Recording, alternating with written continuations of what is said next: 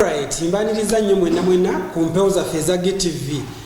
Program omuvubuka program yaffe nebeera buli lwa mukaaga essaawa z'omukaaga kasa zituuka bwe ziti obeera ondaba ku screen yo mbeera ntuusewo nze Hamdan Mido nga nze muweerezaawo era nnyongera okujjukiza nti GTV tusangibwa ku platforms ez'enjawulo nti gwali eyali ku GoTV osobola okubeera ng'otufuna naawe wennyini ali eyo ng'oli ku free to air osobola okubeera ng'otufuna ate era nnyongera okujjukiza nti naawe wennyini nga olina wooli nga tolina access ku TV yonna yonna era still tolina nsonga lwaki obeera osubwa programu zaffe ez'enjawulo eza GTV era nnyongera okujjukiza nti munnaye gwali ogenda bugenzi ku gowa Android genda bugenzi ku Play Store obeere ng'ojjayo downloadinga app eyayo TV app still osobola okubeera ng'otufuna GTV kwe tuli naawe alina iPhone osobola okubeera ng'ogenda ku App Store era still app yaffe eyo kweri eyayo TV app era GTV osobola okubeera ng'okolaki ng'otufuna kale kati mu mbeera eyo kansooke mbaweeko ku briefly highlights ezigenda obeera mu programu yaffe eno ey'olwaleero era nkuwa ensonga lwaki tosaanye kubeera ng'osubwa programu yaffe eno ey'olwaleero ekisooka dda mu kanyomero kaffe aka current trends olunaku olwaleero gwali eyo atulaba wali okiwuliddeko oba okimanyi kye bayita silent disco omanyi silent disco bw'ebeera era biki ebyetaagisa okukola silent disco tovaawo toseguka ku TV ogenda kubeera nga byonna mbikuleetera mu kanyomero kaffe aka current trends then mu kanyomero kaffe akasembayo akatopo wa badde gwe wenna ali eyo obadde okimanyi nti leero tutambulidde mu mbeera ya home deco okimanyi nti osobola okwekolerayo kebayita kamini waterfall nobeera ng'okateeka mu makaago okubeera ng'obeautifying ekifo kyo oba amakoogo toseguka tosubwa programu yaffe eno beerawo ogenda kuba byonna byonna nga mbikutuusaako kale nga sinaba kubeera nga nkwanjulira omulamwa gwaffe ogwa programu eno ey'olwaleero nandyagadde embeere nga nkwanjulira omugenyi waffe ow'olunaku olwaleero hajati mbadde nsaba obuuzeeko kuba tulaba eyo obeere ng'obeeyanjulira. Assalamu alaikum warahmatullahi wabarakatuh. Amanya oba erinnya yenze Sumaya Aziz nga ndi musanyufu nnyo okuba nga ndi ku program omuvubuka era njagala neyanze n'omukulu Mido oba Hamdan yebale kuba nga awuliriza program ennungi era ddala erabibwa abantu ab'enjawulo. Kale tweyanziza nnyo nange era nkusiimidde ddala webale okubeera ng'onneebaza kale kati summa n'olwaleero mbali njagala okwanjumala osooka ennyanjula omulamwa gwaffe ogwa programu eno nti olunaku abavubuka mwenna abali abatulaba gwali eyo obadde omanyi core values ezisobola okubeera nga zikuyambako okubuildinga strong relationship kwatyo kimanyi abavubuka mwenna abali eyo generation eyo munyumirwa nnyo oba mwettanira nnyo ebya relationship jjukira bwebwe obulamu bwe tutambuliramu day to day life tulina obeera mu relationships era nga omulamwa gwaffe ogwaleero tugenda kuba twogera ku core values building a strong relationship biki byolina okuconsideringa okubeera ng'obuilding a strong relationship gwe n'omwagalwawo era ne mu mbeera eyo mbadde njagala nga tetunaba kugenda wala nnyo hajati summa mbadde njagala nkubuuze are you in a relationship?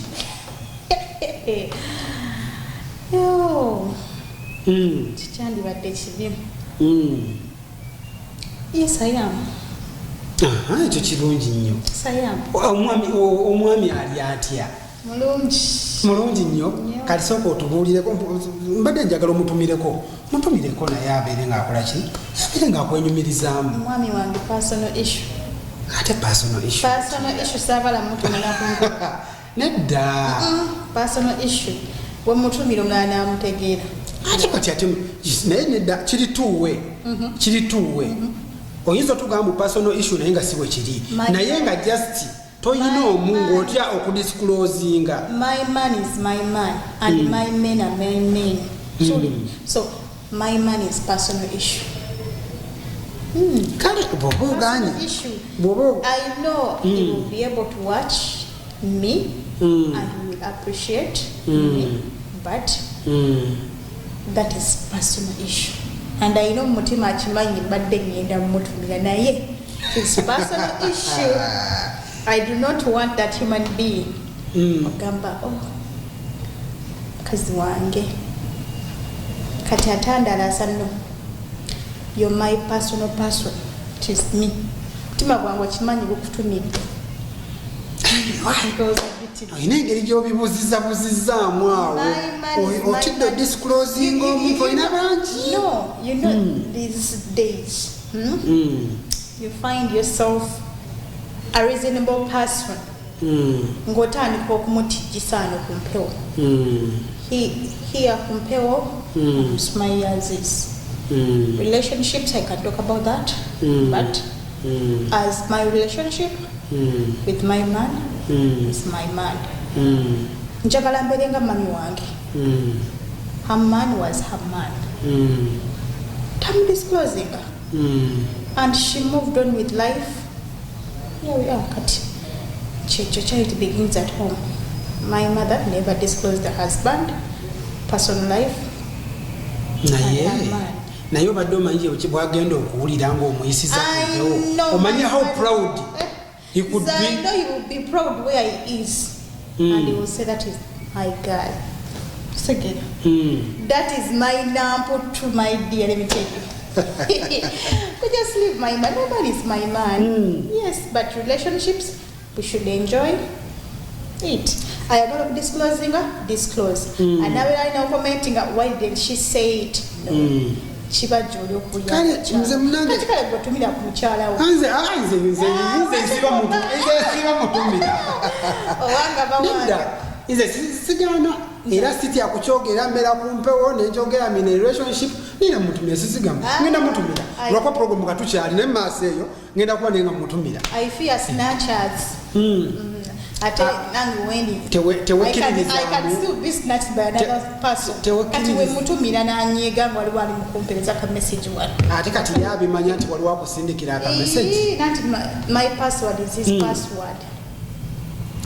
Kale ne mumbeera eyo kale kati soke tugenda okwoganya okudisclosing omwami nze mbadde njagala omwami mutumireko oyo naye abeere proud of you naye ngeri gyoganye kale kati mbadde twogereko ogundi kukowa values summa ez'okubuilding a strong relationship kubanga generation yaffe eno obuzibu obusinga abantu bagenda mu relationship naye nga baguddemu ngwe okitegeera olumu babeera mu relationship naye nga oli tamanyi biki byalina like relationship eyo okugizimba erina kuyimirira ku ki yensonga lwaki nti abantu omusanga n'afuna relationship oba agudde mu nkwano naye n'ogira nga within a meantime ndozanga ekinene ennyo mwezi gumu ebiri nga te relationship yakoze eki ng'efudde oba oli awo kiva ku ki muyinza okuba nga mulimu abantu abamu nga ye agenda mu relationship naye nga tagiwadde budde kutegeera muntu oba mulimu kibayita dating stage oba kyekyo omuntu osooka omumanye okitegeera kati oyo mu dating stage ng'omuntu oyagala okumumanya mwogenda n'okusobolera okumanya okwekisasayizinga gundi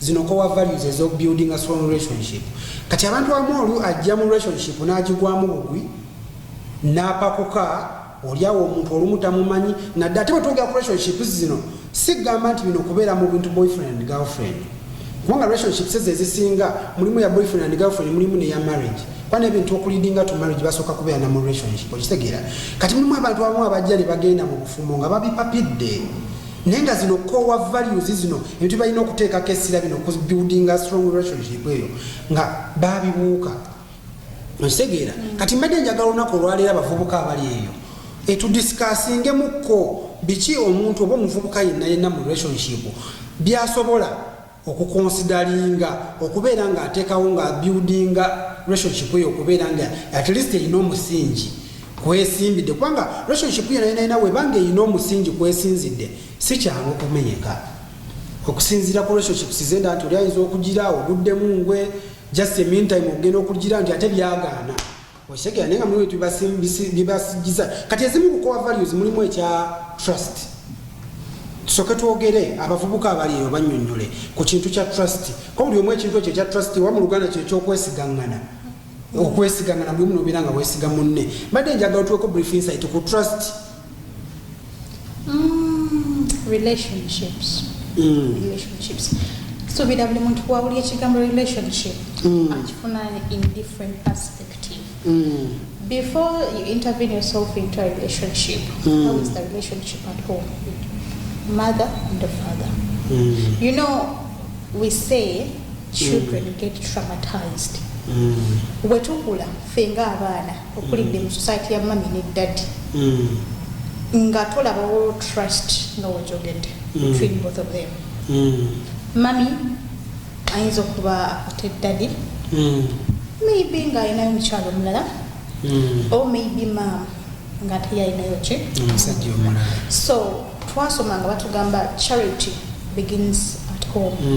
Why everything that we copy netugula we get them from home before even going to another environment. So ewakaba nga waliwo good relationship, because some of us we are kind of people who grew up nga njagala mbeere ne love ya mami ne daddy, in that nga no mami wa mkyalawo wabakunyiziza tosobola kumacha no raising your voice. Era ogenda mugambisa mirembe lwaki you were at home, your mother or your father bafuna kutakanya temwamanya nga nakumanya. But these days ngaffe, let me first put the side of the girls. Nyanzo muwala. Some of us tuyina abazadde, should I call them cruel? Baki mbakozesa kale omuzadde akukuza kulaga, or maybe nga si muzadde oba any other person nga kulaga money is the target. So omwana omuwala ogenda mulaba afunye good partner nga all of the society can notice that this man is good, this lady is good. Naye olwokuba we have our motives, there is no you can trust that someone nemba mudating ogendayo ogamba I want money. But when you look at that part perspective to Genie said ate omwana omulenzi yaba I have to test her yakula atya kati kino kyo gyekiri. So omwayinza okujja nga ali genuine akwagala ate ng'omulala alina motives ze. That's why you end up seeing a relationship tewangadde. Nze I personally nze ng'omuntu I love being in a relationship, I love to be loved, I love to be everything for someone. But at the moment I notice like I'm trying to trust you, you're giving me 100 reasons not to why trust I you. shouldn't Trust you. So trust should be built between two people. If relationship enawangala nga wala bazadde baffe mbu abadde mu marriage for almost 30 years and above. Batuzadde babaddewo tutuse kusa, we are living homes, but they are still growing together. Why? They trusted themselves even before. Even when you look at the relationships of long ago, this relationship, it is different. Different. Even our parents are money-minded. In that, because your family is targeting the man of that person. Yeah. So, okubanga relationship building a trust is something that is very, very, very, very, very important. Ngatona commitment kyereta kyokka ezidako zonna zireta zokka. But the moment you trust someone and these people that we date, or you feel like, yeah, I want this one to be my future wife, I want this one to be my future husband, but what can limit you and you have 1,000 reasons is that person not to give you reasons as to why you should trust him. Because these days, you know, these phones, we move with these phones. We love being on internet, we love communicating, but the moment you start involving the other party into your relationship, sigenda laga that you're going to waste your time. Kubanga sigenda kwesiga na utogenda kunyesiga. Jakulanga trust ekoze ekyo. Or maybe when you post something on the internet, let me give an example. For us, we are people of media. So maybe you're moving to a certain field, you make a video because you're eager to get content. Then after you're posting it maybe on your internet, on your social media pages, and like your partner watches it and says like, for you even have another person. Kati ate ensonga yennyini gy'oyogedde kubadde ng'ayogera ku nze kubanga exactly the same thing kyantuukako nti twayinawo ka house party ke baali bampiseeko lately.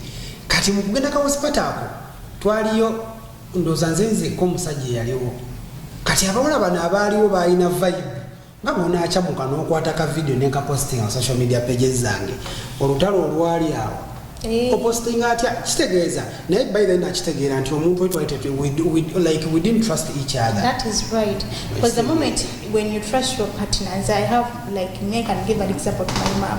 Why? I know she has been a good wife to my dad. Even my dad could leave his phone behind.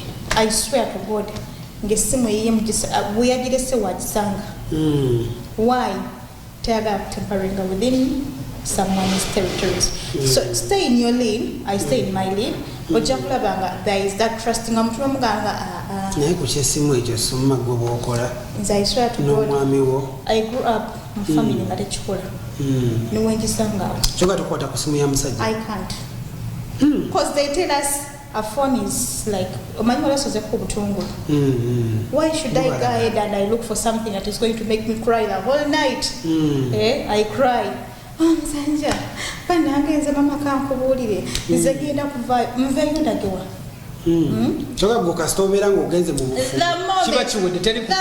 I leave my mom's home, that man is home. My dear, we are together. We are together. We are together. So, I have to trust you. And first of all, I'm a Muslim. I have to trust my man. He has to get another 3 wives. You okay with it?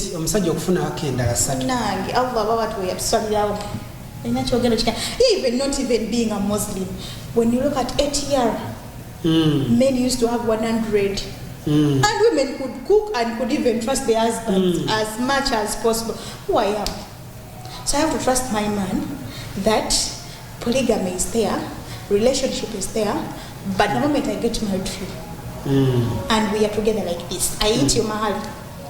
My dear, I trust you. Whether you get another person, I'm going to stay there. We shall work together.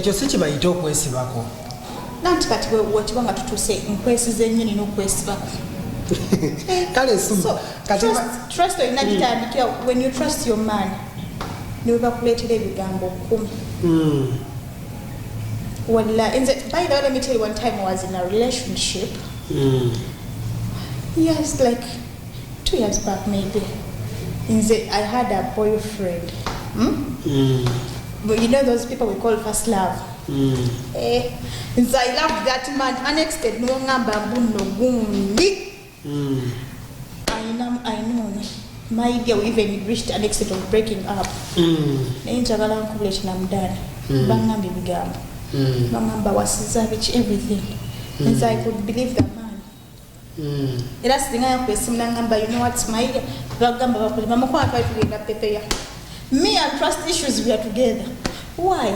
Because we're moving up from one place to another every time. No, you have to trust your partner. Full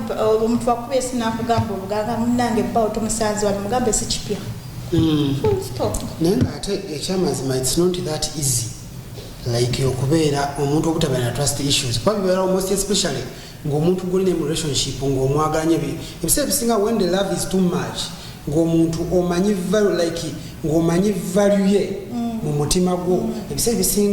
You want to protect that value. You that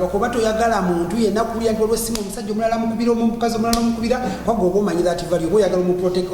To protect that value. You talk about protecting and but trust is trust. Kale sima kasoka tugendeko ko mu kanyomero kaffe aka current trends tugenda kwa tukomawo n'ekitundu kyaffe ekyokubiri ekyomugenyi waffe.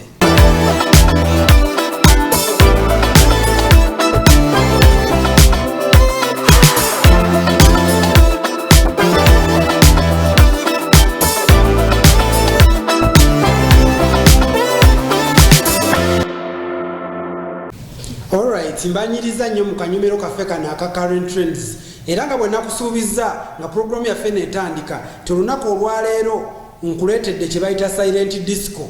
Omanyi biki ebikola silent disco byenkuleeteddeko muvubuka ali eyo olunaku olwaleero. Era mu kanyomero kano nkujjukiza nti tukuleetera ebintu ebirabirika ebitrendinga mu bulamu bw'omuvubuka ate ne nkubulira otya bw'oyinza obikozesa okubeera ng'olina kyokola ki kyogatta ku bulamu bwo.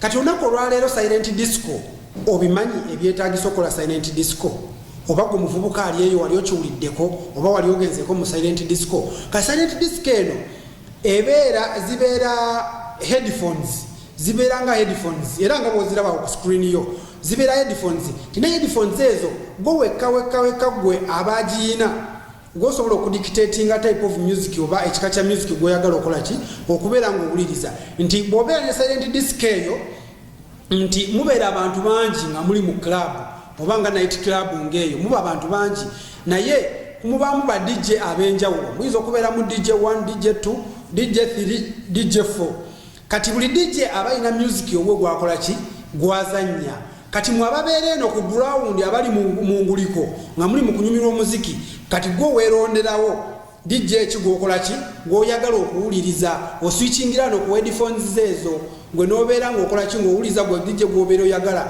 era bwe kibeera nti mu silent disco buli omu aba azina bibye era wooba oli eyo bw'oba tokyegeneredde gwe abalaba oyinza okulowooza balinga balalu babanga balalu buli omu azina biki era bw'oba otuusewo mu silent disco owulira buwulizi nga tozikola ki zikiisinga ground naye nga bawuga abantu tosobola kumanya ki kyakola ki kyawuliriza buli omu aba akola kyazina bibye oyinza olowooza baliko off topic katonda kolwaliro byenkuletedde headphones ezo za silent disco gwe muvubuka ali eyo oyinza zikozesa otya okubeera nga nawe olina kyogatta ku bulamu bwo obadde okimanyi gwe muvubuka ali eyo bw'oba olina akasenteko nga onoonya ekyokakozesa osobola okainvestinga okimanyi nti osobola okutandikawo silent disco nti bw'oba ofunye gundi ezo headphones ezo okimanyi nti obeera osobola like okuorganizingawo bu parties obw'enjawulo mulimu bu get together parties osobola okubuteekawo n'obeera ng'ofuna abantu ng'abo balina bu parties obw'enjawulo nojja n'obeera ng'oleeta proposal ye eya silent disco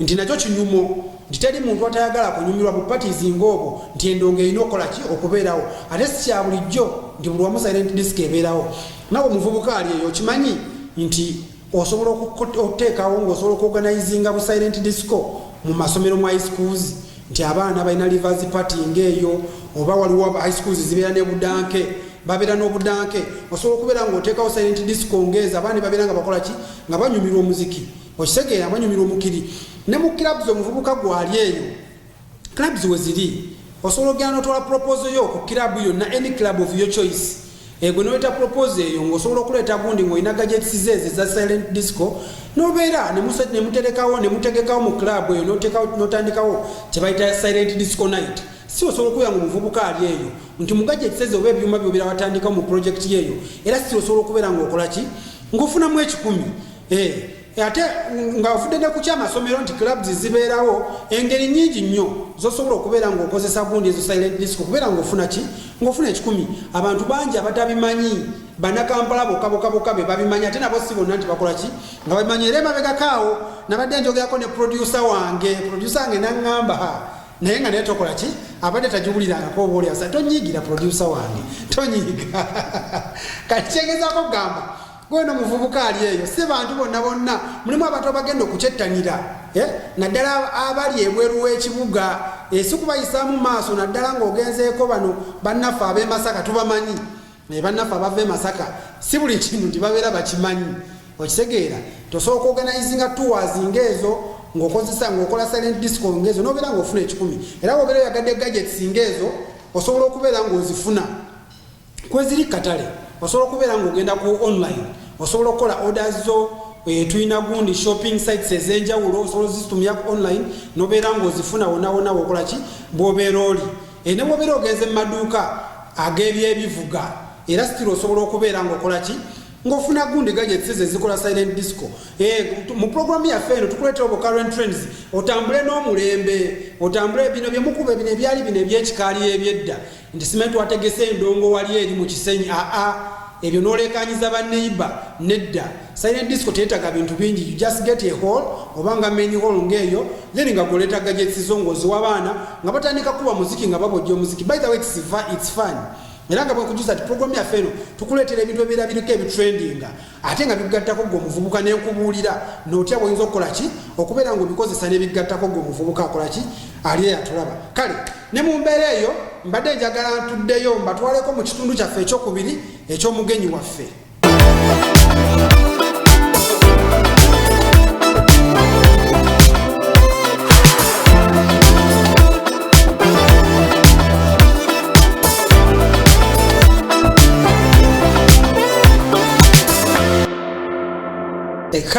kulikeeyo nnyo mu kanyomero kaffe aka current trends katukomyewo mu kitundu kyaffe ekyokubiri ekyomugenyi waffe twawadde era nga tuli mu kwogerako core values ezibuilding a strong relationship.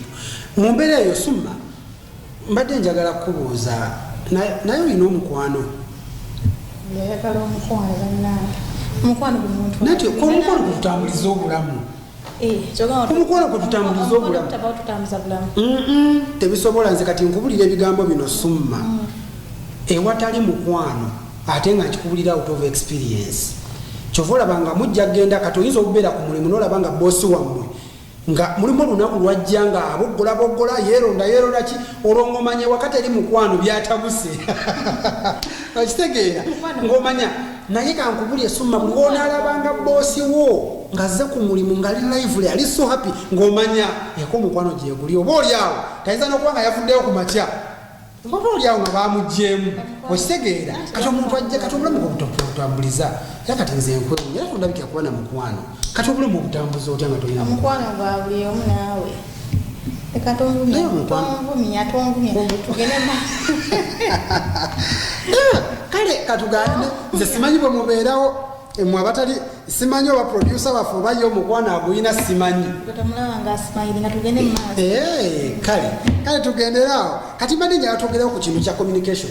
Summa abantu basinga mu relationship oba bamanyi communication it is just a matter of like kukwata simu kubira muntu oli otya wasuze otya nti kiwedde nti yabaakoze eki acommunicatinze. Abantu bano bacomplicatinga nnyo ekintu kya communication tebakitegeera. Kati mbadde njagala okibanyonyo kati gwe nga gwe ekya communication ekyo okitegeera otya? Nze communication, one thing that can hurt me a lot, someone who to communicate with me. Communicate. It's not that hard, like you call, tell me good morning, what and what. No. Call me at least once in a while, or in a day, call me, tell me how are you. I'll tell you I'm fine. Yes, that is done, it's enough. Yet what waka or you can see when at home your parents basobola okwekubirako namuga munange ofumbye kaki naye ebintu byabafumbo communication yaabwe mostly ebeera ya emergency ayina kyabuuza omwami akola essimu. Ekizibu kiri ku our African traditional parents. You cannot notice that they communicate, but they communicate. They communicate bakuzadde they are not communicating. Emergency communication ebeerawo omukyala akubira essimu ku mulimu nti tetulina sukaali. Emergency, but those people they do communicate. Even when the man comes back at home. Namwe ku bugambo wadde ku mulimu. Kazi nasooto olubadde kuba neighbor. Yes, that is communication. It is not about relationship. Mannange gwireka olaba batugamba we are two love birds. Yes, that is communication. Relationship enzenga zisige yangatomera. By the way, communication is not about calling phones, what and what. Come back home, greet your partner, or greet yourselves, take shower, eat something. Don't say no. Communication, it's not all about kubeera nti oli otya biki. Mulimu abantu abamu communication zekyemmanyi nekyogenda okukola. First communicate to your partner. Njomanyi today I'm going to come late. Nsonga bweti ne bweti. Njomanyi enkyala ero sijja kudda ensonga bweti. Oba maybe esimu yange egenda kuvaako teriko muliro. Like obere ngo omuntu omuwenyesenga. Oleme muleka mu mbeera nga bikaseera doubtinga. Tobona nga buli kimu. Kwa bimu abantu abamu nange ekyo tebakiconsidering ekya communication. Singa okunsanisa. Nze a moment with someone inside. I love you. Nimba ninawendaga nsobola omukwemu mukwano mbadde tulina gye tulaga nzikirizibwa bugendo banedda bagamba no my dear niwoleeta grade atentegulawo mu kifo. That is communication. I've asked for permission. Agamba you go. Kiba kirungi nnyo omuntu okumanya gy'olaze, because in case you get a problem ayina waatandikira nemuno omutima obutamwebuuka naye the full week we are dating, full week eweddeko you're not communicating to me, obeera online, wenkweza odeka ku great tick. You know people they say blue tick eruma, naye great tick eruma. Ekyo kituufu. Naddala ku muntu ng'omwagala. Nze how much you leave me with great tick, I can give you a paragraph of words. Paragraph 1, 2, 3. Bana yekitegedde tonjagala. Kwesibako. Yes, nze I need someone to communicate. Yes, okay, to communicate nze nange it is fine. But tomorrow get time. Nkubireko ngambe munange. Yesterday, it is good someone, because someone nakubulya ekibadde mu budde. Koza ki ekikipinga era byebyo. Communication, commitment, trust. Omuntu ekyamunye omute noba kugamba omusaza walina omuwala ogamba olimba mbadde njogedde naye kusawazi. Omutwala omukono okola ki? Because you've communicated, there is no you can lie to me. Kituufu. Ate naddala mu relationships ze tulimu nti obeera wekka ne partner wo naye abeera yekka. Communication is a key. Naye muno olumu essimu ezikidde eweddeko omuliro tomugambe nti egenda kuggwako omuliro abeereyo ekiro the entire night omutima gumubuuka oba essimu agigyeko oba ayina gwali naye. You send a message. Say, I have this tendency when I love someone, I swear every day I communicate with you. Nga sikukubidde but I can text you at least nekweza kasalamu. And you know some there. Bwe moment nekweza salamu isooka eyokubiri eyokusatu eyokuna nga twawuliramu. Nze nagamba paragraph page to page. Omanyi these people are good at quarreling in texts. They are really good at that. Naye kati gwe alabika oli good in all ways. Mukwana, I can text you the moment you call me. Buli kyekuba Sima mbadde njagala twogereko ku kye bayita ezimu ku core values, twogere ku kye bayita boundaries. Okimanyi mu relationships ezisinga abantu tebamanyi boundaries zaabwe balina kkoma. Kati for example, mulimu eno tendency y'aba partners oli okugamba nti is just my friend. Oba oli nagamba she's just my friend. Banange friendship ne mu relationship bina we bikoma. Osobola okubeera ne mukwano gwo tekigaana. Naye alina okubeera waakoma. Okimanyi mulimu relationships zetubeeramu. Nze na relationship gye nali mbaddemukko. Naye nga gwe nali naye nga ayina male friend. Naye nga ne bw'oli mugamba nti munnange nze I don't trust your friend. Agamba is just a friend. Omanyi nti ajjamba mu bintu bingi. Nyinza okuba ninawo ka emergency sinawo nzija mitwalo 2-3 gwe nkubira n'akola ki n'ennyamba n'azimpola. Is just a friend. Ne mugamba naye omuntu nga mukwano gwe alina bwe kikola ki bwe kikoma. Ng'omuntu gw'ogamba mbu is just a friend ng'ewa ayingira nga wakola ki wayagalidde wajjira ewuwo. Okitegedde? All the time ng'oyinza omukubira essimu gw'omukubidde essimu olumu ng'ayinza n'obutagikwata olw'okuba alina male friend we bagenze ki bagenze out. They used to happen together. Nagamba nti anadde ne mukwano gwange naye ng'ogezaamu kimunyonnyola ate abaana abo ab'obuwala kye batategeera. Ffe abasajja tugezaako kibagamba teriyo omusajja akubefriendinga nga talina reason. Ebiseera ebisinga reason omusajja gy'abeera naye ku mukazi omubefriending eba yamulya. To be honest, kiri automatic. Naye ne bw'obeera ng'onnyonnyodde girlfriend olwo omugamba nti nedda tekiriiyo ye ateekawo embeera n'ayomba. Gwe toyagala mbeereko na mikwano gyange. Nze mikwano gyange ate mulimu munnanga abasinga. Yakugamba nze siri mulungi mu kukola mikwano gy'abawala. Nze mikwano gyange gisinga basajja. Biki? Osegeera. Kanyimanja otwogereko ku boundaries. Abantu bamanye nti ne webeera friendship ne relationship byawukana mukwano gwo ayina boundaries wayina okukoma obutayingira mu ki? Okugezako okukuuma relationship yammwe eyo. Kituufu. It is right. Everyone should know the boundaries. The moment you say that yeah, I'm in a relationship with this and this is my friend, maybe it's a he or a she, make sure I know what. Because those things spoil relationships for real. Because you just someone sajja nga mukwano gwo bagamba best friend w'omukazi. And you feel like waliwo ekitagatta. So we should know our boundaries. Means if you look at me, I have boundaries. When I'm in a relationship and I have friends know how to stop. Means I'm kind of a person who your friends will come and touch me, you come and give me hugs, you come and because you're a male friend to me.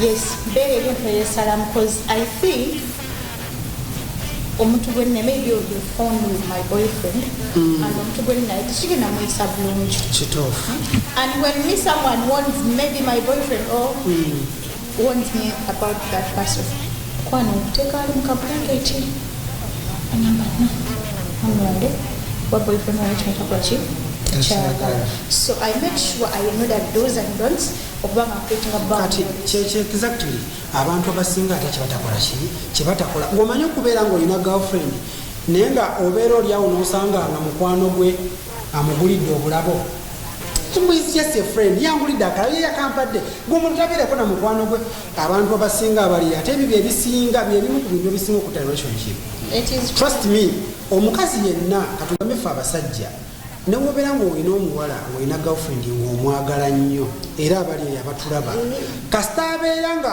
olina girlfriend naye nga alemedde nnyo ku kino ng'alina male besti ne bwoba ng'obadde ne good intentions mu muwala oyo mu girlfriend oyo ng'obadde owulira wandyagadde ng'olina good intentions nti oyagala mu like your dating stage oyagala leading to marriage okimanyi togenda muteekinga serious those people are girlfriend and boyfriend exactly because even watenga tukijja ku side ya male best and female best even male to male female to female but then those people who call us our wives these people are very bad those people are very bad akuita because for you believe panoja bao naye bao at least tainako oba maybe your boyfriend tainako part wagamba panoja kutina wetukoma everything I think is part in relationship. Since I had that boyfriend, I sijja kumugalinya ne but that first boyfriend of mine. But now you're saying you know ugambo.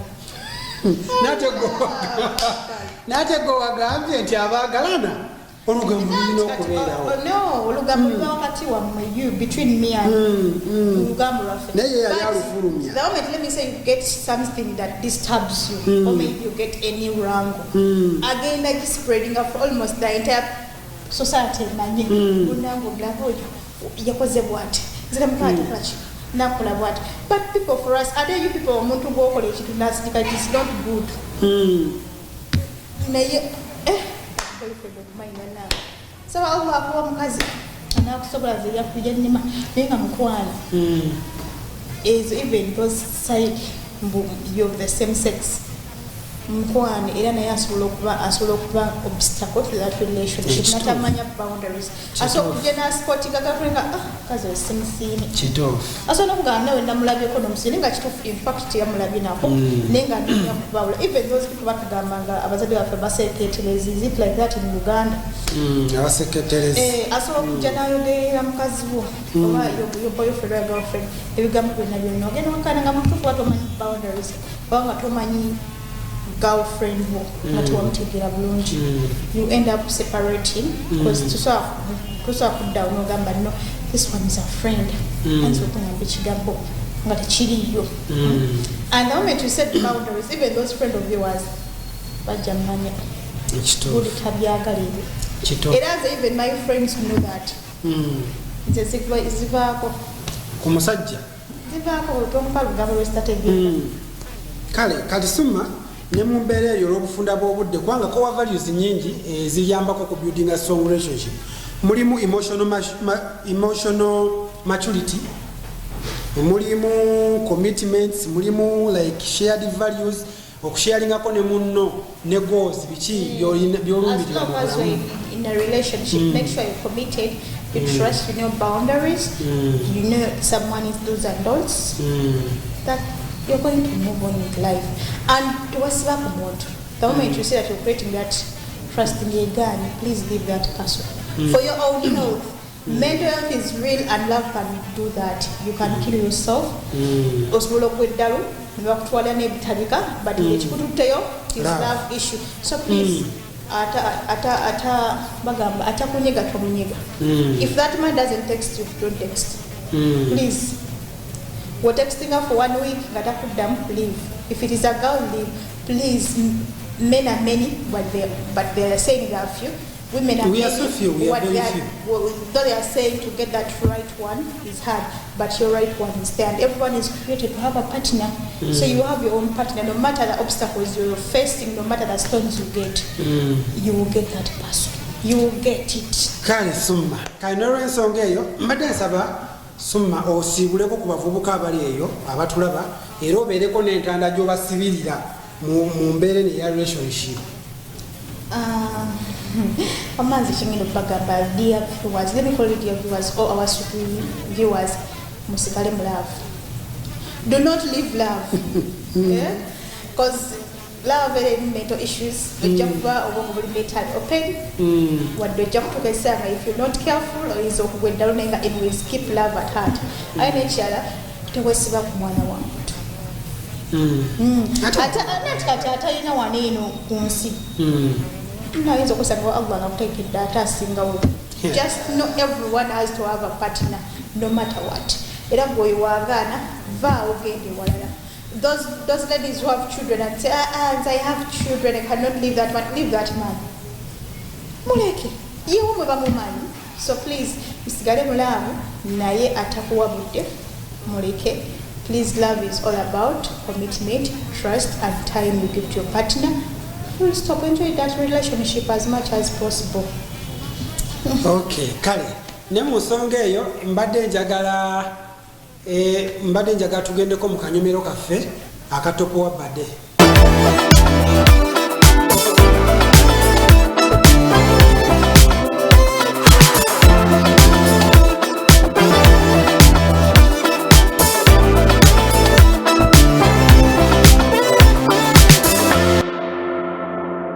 Alright, mbaniriza nnyo mwena mu kanyomero kaffe kana akatopo wa bade. Era nyongera okujjukiza nti ngera bulijjo timukanyumiro kaffe kana akatopowa badde nkuleetera practical skills gwe muvubuka ali eyo.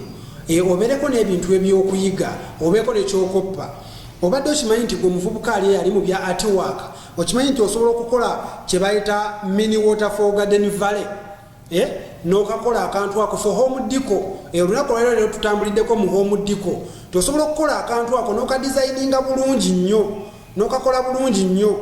Nobeera nga kasobola okubeautifyinga ekifo nti gwe munnanga ali eyo mwabali eyo nti oyina like hotel oyina conference rooms nti oba oli eyo bamakaago nti mu sitting room osobola okudesigninga akantu ako era nga bw'okalaba ku screen yo n'okakola kalungi nnyo ka beautifyinga ekifo nti osobola okukateeka katugambe ku reception n'oteeka ekintu ng'ekyo ekirungi okubeautifyinga ekifo nti gwali ewaka mumakago solo kubeera ngo kateeka mu sitting room yo naye lwakuba ebintu nga bino binyumira nnyo gwali eyo ng'olina sitting room ng'olina ennyumba engazi si buno obwaffe obuzigo nti fuuti 5 ku 5 nti kaba kakoze eki kaweddeyo kati gweomuntu alina ekintu ekigazi ng'olina sitting room engazi toba receptioning eyo nti mulimu ezo zituyita home decor ekintu kyosobola okubeera ng'okola ng'obeautifying ekifo kati namwe abavubuka abali eyo abali mu bintu bya artwork nkuleetedde gundi practical skills zino nawe ali eyo obeere ng'olina kyokola ki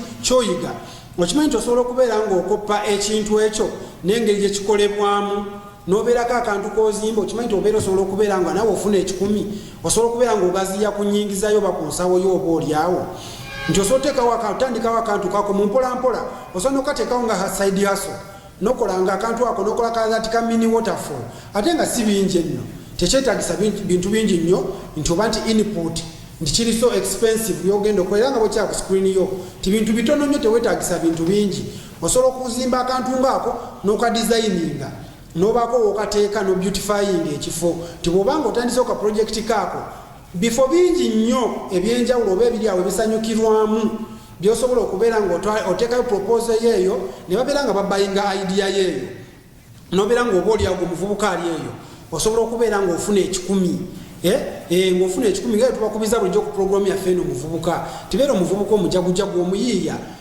beera ne ka side hustle ne bw'oba olina omulimu gw'okola omulala ng'oba bakozesa oba weekozesa era obaamu ne free time yo oba ku weekendi ng'eyo nga tokola osobola otandikawo projekiti yo ng'eno ku muvubuka ali eyo alina talent eya artwork osobola okubeera ng'okikola naawe wenyini nnyini nga toyina si ye talent yo ne passion is the key nti omuntu ng'olina ekintu ky'oyagala mu bulamu ne bw'obeera nga tokimanyi si talent yo naye passion eyo esobola okuyambako okubeera ng'okola ki ng'oyiga nti mukuba nti okyagala oteekayo nnyo omutima okubeera ng'okola ki ng'okiyiga era nga Uganda yaffe eno bwendi kati bintu byakuyiiya olina okuba mujagujagu n'otega wali n'okubeera ng'okola ki ng'ofuna 10 kale kati kankulekere obeere ng'olaba vidiyo eyo era nga bw'oli mugiraba nti ogoberere step by step engeri gyetambulamu engeri omwami oyo omuvubuka oyo engeri ya designingamu.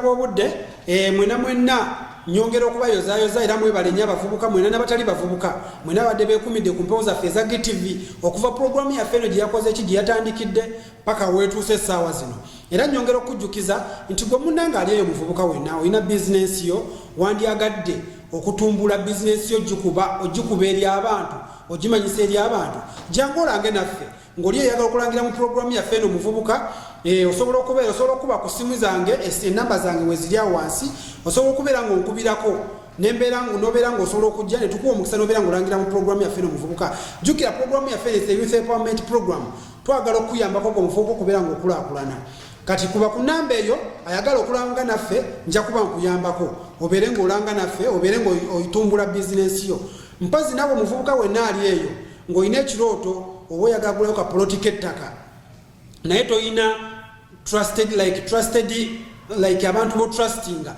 bosobola okubeera ng'otuukirako okuyamba still nawe mba nasobola okuyamba nti ng'olina poloti ettaka gye weetaaga osobola okunkubirira ku namba yange yeri wansi awo ey'essimu tusobola okubeera nga tunyumyanyumyamu osobola okubeera nga nkolaki nga nkuyamba era nyongera okujjukiza nti pulogulaamu yaffe eno muvubuka ebeera buli lwa 6 essaawa 6 ez'emisana ate ne tuba ne repeat yayo era buli lwa Sunday essaawa 6 ez'emisana kitegeeza obeera ogisubiddwa live yaayo ku lw'omukaaga then eyo osobola okubeera ng'okakinga app nayo ku repeat yaffe ku Sunday essaawa 6 ezaki ez'emisana kale tojjanga okwo mubeere bulungi I sign out tusisinkane olw'omukaaga oluddako